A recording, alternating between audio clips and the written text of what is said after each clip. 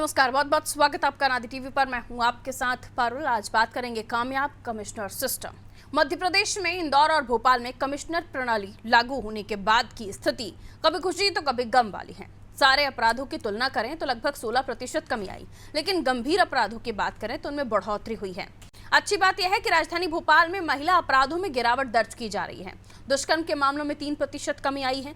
बाकी सभी मामलों में कुल मिलाकर 6% की कमी दर्ज की गई है। ये एक सुखद और संतोषजनक स्थिति है और उम्मीद की जानी चाहिए कि आने वाले दिनों में इसमें सुधार होगा। लेकिन गंभीर अपराधों में बढ़ोतरी कहीं ना कहीं चिंताजनक है। ऐसे में सवाल ये उठता है कि पुलिस कमिश्नर प्रणाली की प्रभावशीलता गंभीर अपराधों के मामले में कम क्यों है। दूसरा सवाल ये भी उठता है कि पुलिस कमिश्नर प्रणाली के बाद दोनों बड़े शहरों में पुलिस की कार्यप्रणाली और संस्कृति में क्या बदलाव आया है। इस तरह के और भी अनेक सवालों के जवाब तलाशने की कोशिश होगी, लेकिन उससे पहले एक छोटी सी रिपोर्ट आपको दिखा देते हैं।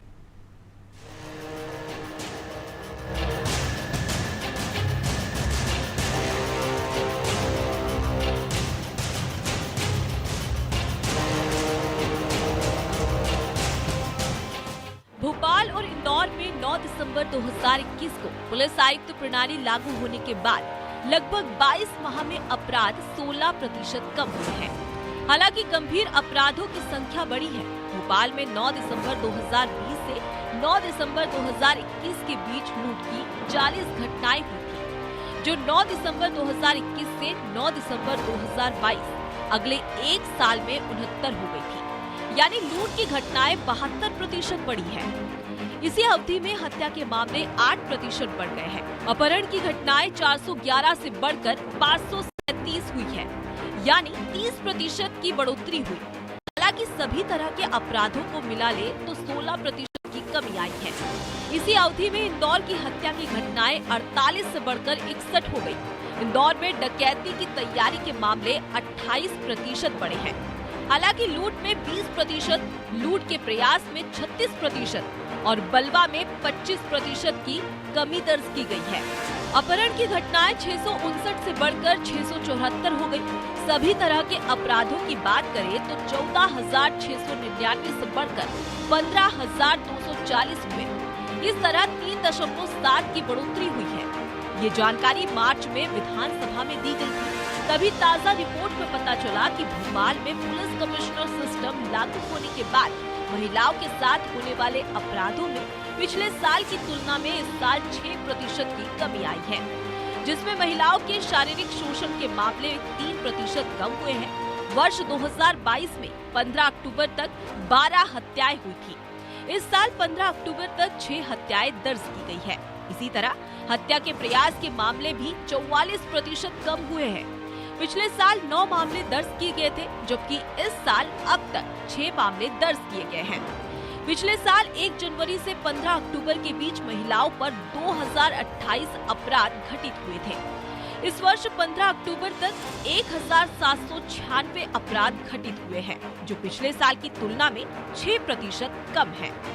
इसका अर्थ ये है कि अब पुलिस कमिश्नर सिस्टम लागू होने के बाद बदमाशों में पुलिस का खौफ बढ़ने लगा है। पुलिस द्वारा बदमाशों का डोजियर तैयार करना, दोबारा अपराध करने से रोकने के लिए प्रतिबंधात्मक धारा 107/116 में बदमाशों को बाउंड ओवर करना, इनका उल्लंघन करने वालों के खिलाफ 122 की कार्रवाई, बदमाशों के खिलाफ 110, जिला बदर और NSA आदि की कार्रवाई करने के चलते ही महिलाओं के साथ होने वाले अपराधों में कमी आई है।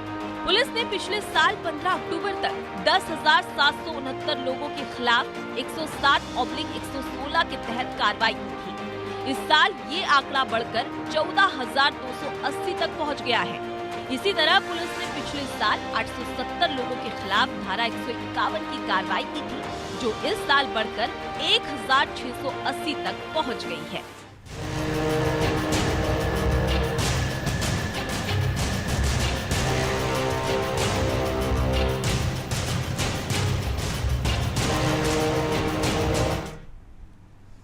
सभी तरह के अपराधों को मिलाएं तो कमिश्नर सिस्टम लागू होने के बाद 16% की कमी आई है। लेकिन गौर करने वाली बात यह है कि गंभीर अपराधों की संख्या इसमें बढ़ी है। भोपाल में 9 दिसंबर 2020 से 9 दिसंबर 2021 के बीच 40 लूट की घटनाएं हुई थी, जो बड़ी घटनाओं में शामिल थी। 9 दिसंबर 2021 से 9 दिसंबर 2022 अगले एक साल में 69 हो गई, 69। और लूट की घटनाओं में अगर हम प्रतिशत की बढ़ोतरी देखें तो इसे 72% तक आंकलन किया जा रहा है। अपहरण की घटनाएं 411 से 537 हो गई, यानी 30% की बढ़ोतरी। और इसी तरह से डकैती की मामले 28% तक बढ़े हैं। तो इस तरह से अलग अलग तरह की जो घटनाएं हैं वो बढ़ रही हैं। लेकिन ओवरऑल विमेन क्राइम की बात की जाए तो उसमें कहीं ना कहीं कमी आई है, और बहुत ज़्यादा बड़ी कमी भी नहीं है, लेकिन कहीं ना कहीं अगर इसी तरह से प्रयास होते रहे तो इसमें और भी कमी देखी जा सकती है। भोपाल में महिलाओं के साथ होने वाले अपराध 6% घटे हैं। दुष्कर्म के मामलों में 3% तक की कमी आई है। उम्मीद की जा सकती है सुधार हो सकता है। एसएस गुप्ता साहब रिटायर्ड डीजी हमारे साथ जुड़े हैं। मेहमानों से आपका तारुफ करा देती हूँ। एसएस गुप्ता साहब, बहुत बहुत स्वागत करती हूँ आपका। रमेश शर्मा जी वरिष्ठ पत्रकार है हमारे साथ जुड़े। रमेश सर, आपका भी बहुत बहुत स्वागत। माधुरी शर्मा जी हमारे साथ जुड़े, समाज सेवी हैं, आपका भी स्वागत करती हूँ। गुप्ता साहब, आपसे मैं शुरुआत करूँगी, और ये सबसे पहले हमारे दर्शकों को पता होना चाहिए, हम कमिश्नर सिस्टम की बात कर रहे हैं और ये किस तरह से काम कर रहा था। हालांकि इससे पहले भी हमने कई कार्यक्रम किए, लेकिन जिस तरह से क्राइम में हम देख रहे हैं कि बाकी चीज़ों में हम देख रहे हैं, तमाम क्राइम के चीज़ों को मिला लें या घटनाओं को मिला लें तो 16% कमी आई है। लेकिन बड़ी घटनाओं में अभी भी हम देख रहे हैं कि बढ़ोतरी हो रही है। इसमें सबसे अच्छी बात यह है कि महिलाओं के साथ होने वाले अपराधों में जो आंकड़ा आया भोपाल से, वो 6% कमी दिखाता है। गुप्ता साहब,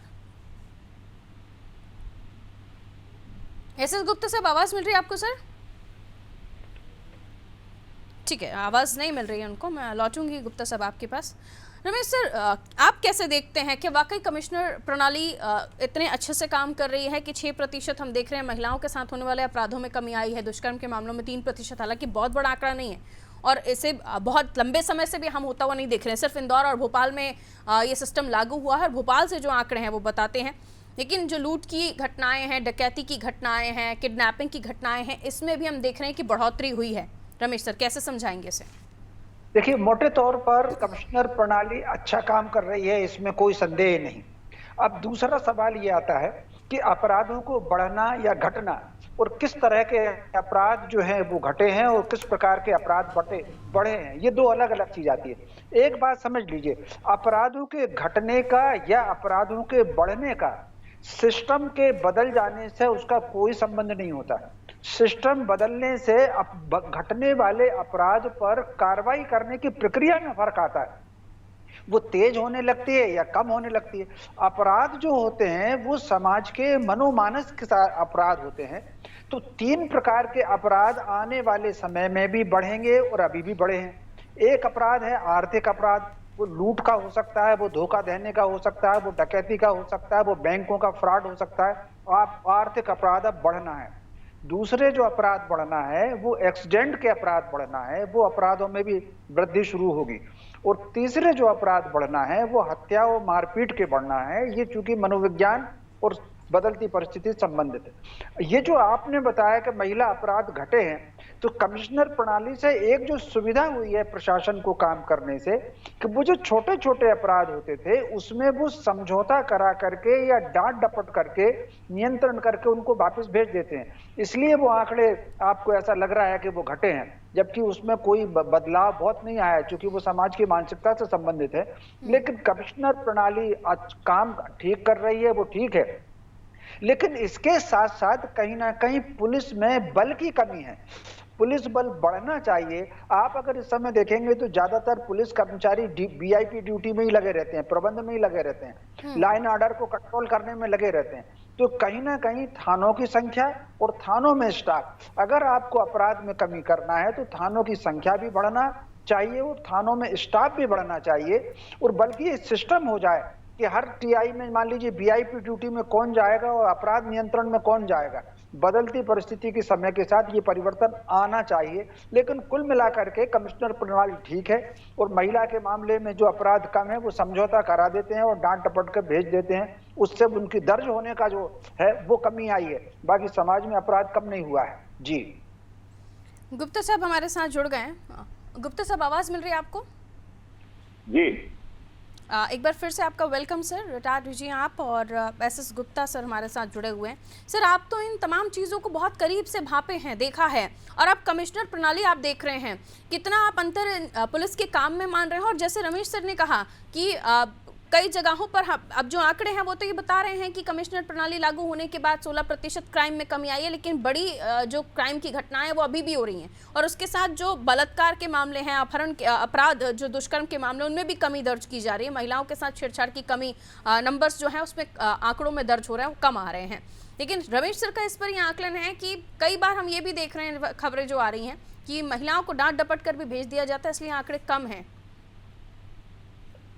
पारुल जी, एक चीज समझना पड़ेगी कि जो आंकड़े हैं, यदि हम उस पर ध्यान देंगे तो हम वर्किंग को, अपराध ना पंजीयन को प्रमोट कर रहे।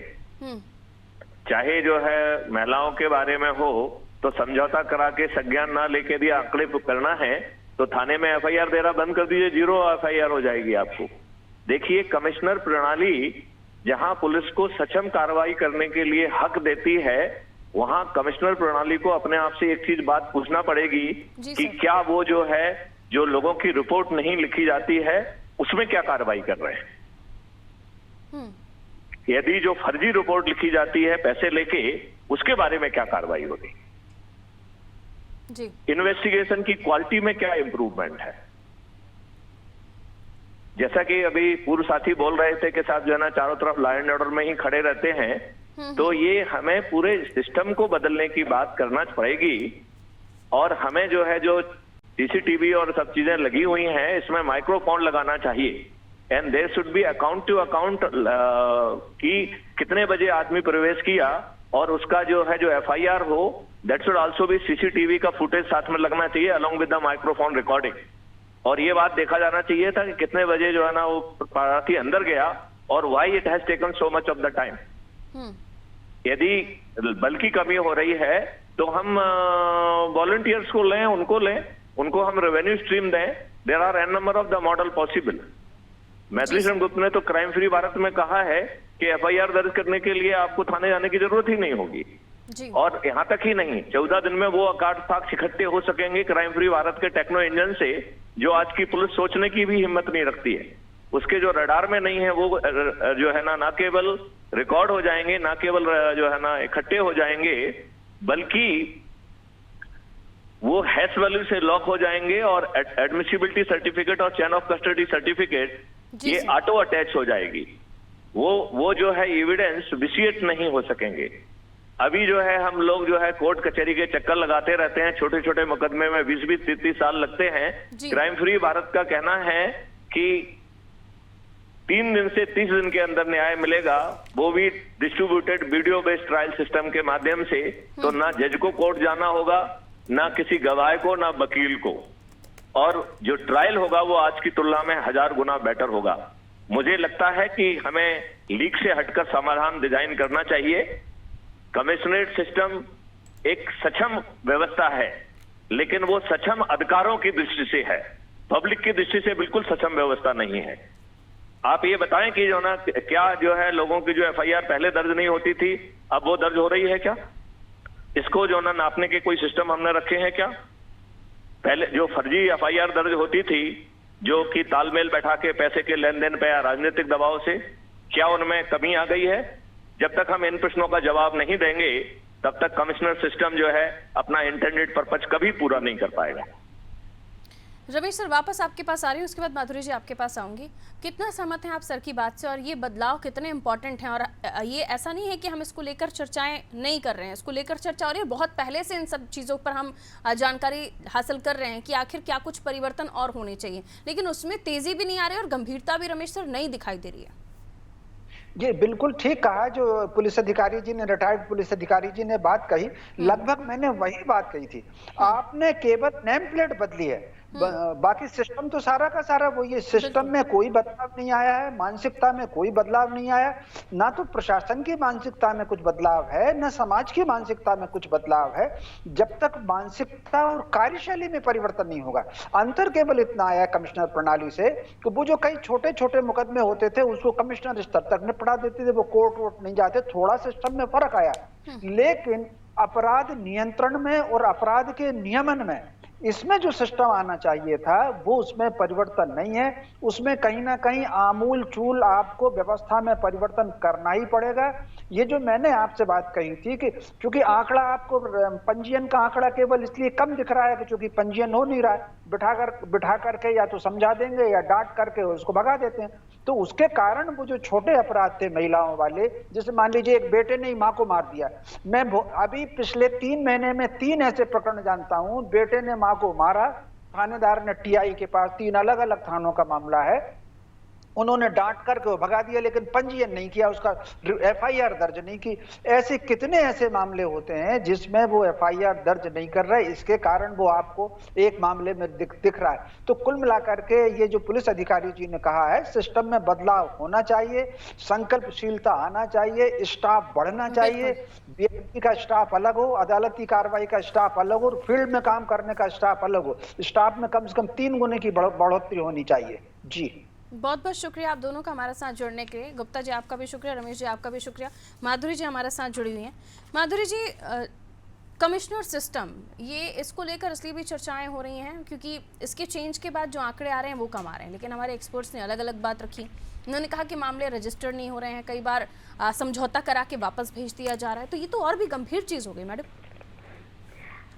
मैडम, मैं थोड़ा बताना चाहूंगी, एज ए सोशल एक्टिविस्ट मैं अगर देखती हूँ कि सरकार, मैं तो सरकार को भी इसके लिए, जैसे आज मैंने जो आंकड़े देखे और पढ़े कि भाई 16% की अपराधों में कमी आई है, तो ये एक बहुत बड़ा आंकड़ा है, छोटा आंकड़ा नहीं है 16% की कमी आने को। क्योंकि कमिश्नरी अभी जो बनी है उसमें कोई अभी ज्यादा टाइम नहीं हुआ कमिश्नर सिस्टम लागू हुए। आप देखें, मैं तो इसको सरकार का भी इसमें विशेष योगदान मानती हूँ कि उन्होंने इस सिस्टम को पहले बनाया, कमिश्नर सिस्टम को, और दूसरा ऐसे लोगों को इस सिस्टम में, ऐसे अधिकारियों का वहां चयन करके बिठाया है जो बहुत अनुभवी और सीनियर ऑफिसर हैं, जो सही और ईमानदार भी हैं, कि कम से कम उन्होंने अपनी ईमानदारी से अगर वहां बैठ के काम कर रहे हैं, तभी हम इन आंकड़ों को में कमी देख रहे हैं। रही बात कि जैसा कि हमारे साथियों ने बताया कि भाई ये कहीं रिपोर्ट नहीं लिखी जा रही है या उनको ऐसे भगा दिया जाता है, तो ये सिस्टम एक हो सकता है या ऐसा एक चल रहा है, ये हम इसको इस बात से भी हम नकारेंगे नहीं कि वास्तव में हम ऐसे लोगों को देखते हैं कि जो जाते हैं पुलिस के पास, तो वास्तव में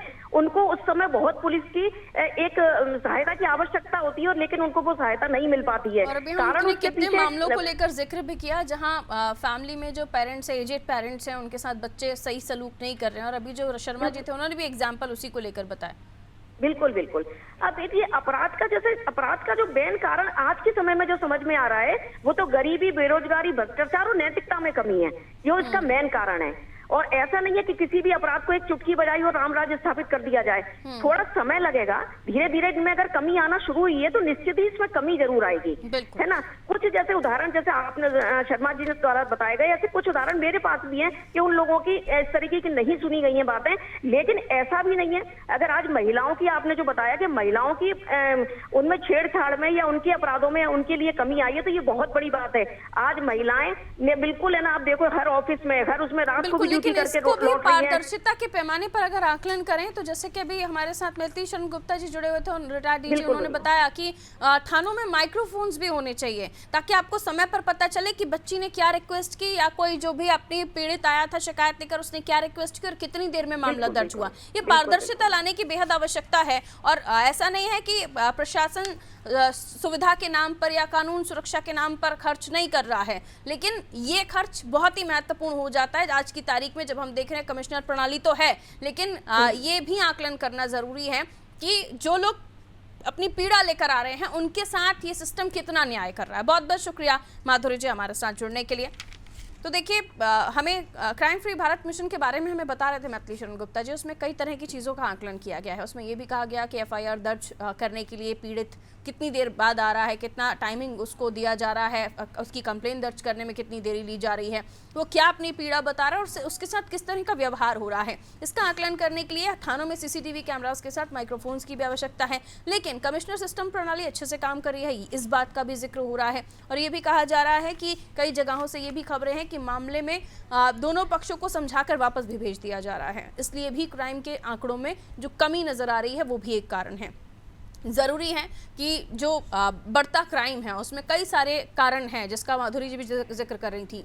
गरीबी, बेरोजगारी, लोगों का अपने मानसिकता पर कंट्रोल नहीं होता है या अपने आप पर संयम नहीं बरतना, ये कई चीज़ें हैं जो हत्या जैसी चीज़ों को भी या एक दूसरे के ऊपर हमला करने जैसी चीज़ों को भी, घटनाओं को भी सामने लाते हैं। तो कई सारी चीज़ों को दुरुस्त करने की आवश्यकता है, लेकिन कमिश्नर सिस्टम के बाद जो आंकड़े कम आए हैं उसमें ये तो पता चल रहा है कि कहीं ना कहीं तक ये सफल हुआ है और उसको आगे भी समय देने की आवश्यकता है। रखिए अपना ख्याल, दीजिए मुझे इजाज़त, नमस्कार।